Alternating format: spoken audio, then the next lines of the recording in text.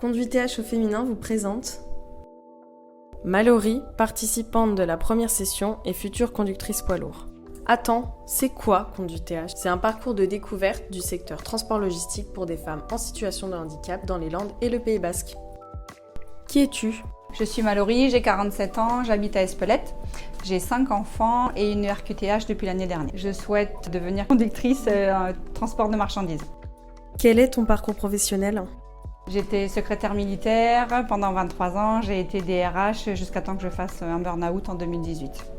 Depuis quand le secteur du transport et de la logistique t'attire ? J'ai été routier, j'ai grandi toute mon enfance dans ce milieu et j'ai toujours rêvé d'être conductrice, mais ça n'a pas pu se faire. À 18 ans, je voulais reprendre l'entreprise de mon papa, qui n'a pas voulu parce que ce n'était pas un travail pour les femmes. Qu'est-ce qui te plaît dans le transport logistique ? C'est la possibilité de mettre en parallèle mes ambivalences, c'est-à-dire la solitude et aimer le monde. Ça me permet de mettre en parallèle tout ce qui m'attire dans le monde masculin, féminin, de venir mettre de la féminité aussi dans ce monde d'hommes. Est-ce que tu avais des freins par rapport au monde du transport ? Quand je suis allée me présenter par exemple au centre de formation, j'étais la seule femme sur 17, avec des remarques qui étaient pas désagréables mais purement masculines, qui prouvent qu'il y a encore un petit peu de boulot à faire. Sinon dans le monde du transport, je sais que ça a beaucoup évolué. Au cours du parcours, on a visité des entreprises, j'ai pu voir que oui, les femmes ont toute leur place dans le monde du transport. Les personnes qui s'occupent des recrutements sont très ouvertes. Parle-nous de ta participation au projet Conduite TH au féminin.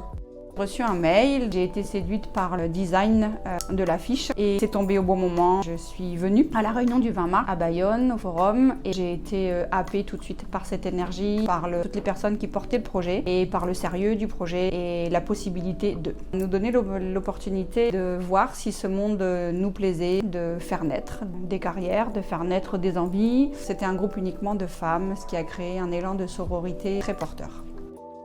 Quels sont les points forts du projet ? La compréhension, le suivi, la diversité, le soutien pendant les immersions. Je me suis sentie soutenue et je me suis sentie portée. Je savais où j'allais jusqu'à la fin. Parle-nous de ton immersion professionnelle. J'ai fait une immersion de 2 semaines chez les transports La Taste. C'était une très enrichissante période.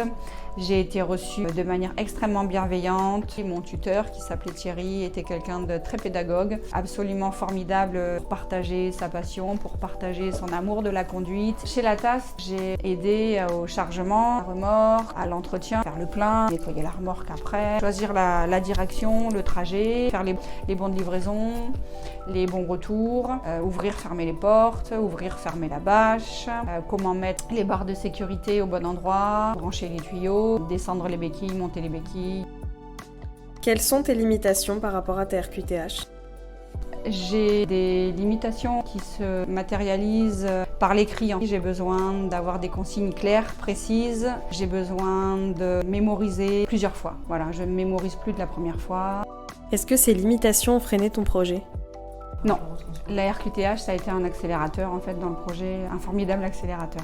Ça m'a permis de prendre enfin conscience que j'avais des limites et ça m'a permis de les accepter. Par rapport à la RQTH, la difficulté principale que j'ai rencontrée, c'est que quand le tuteur me demandait où est-ce qu'on allait, le chemin en fait exact par où passer, bon si j'avais pas Google sous les yeux, je me souvenais plus de l'adresse finale, j'avais besoin du support papier. C'était pas une limitation à condition que j'ai le support physique et je lui dis si un jour je travaille ici, est-ce que ça pose problème ? Et il m'a dit, mais en fait, pas du tout, en fait, ça pose pas de problème.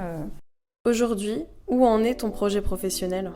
Je commence la formation chez Mendibourg le 21 août en permis sec et je passerai la FIMO au mois d'octobre pour avoir le permis C. Et après, je compte passer mon permis super poids lourd parce que c'est ça que je veux en fait. Je veux conduire un semi-remorque bientôt. J'aimerais faire de la longue distance parce que c'est ce que j'avais l'habitude quand j'étais plus jeune avec mon papa. J'aimerais partir à la semaine ou au moins plusieurs jours pour vivre ma vie de nomade que je vis ici en Pays Basque mais le vivre en camion. Travailler de nuit.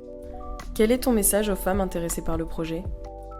Essayez, faites, allez dans les entreprises et laissez-vous porter, laissez-vous guider par tout le travail qui a été fait en amont avec beaucoup de sérieux. Au-delà du parcours, j'ai retrouvé une confiance en moi qui me manquait encore un petit peu. Essayez, allez jusqu'au bout et puis pourquoi pas un de ces jours sur la route. La deuxième session de Conduite TH se déroulera du 25 septembre au 7 décembre à Dax, Mont-de-Marsan, Bayonne et Saint-Jean-de-Luz. Pour vous inscrire aux réunions d'information, rendez-vous sur https://www.billetweb.fr/conduitteh.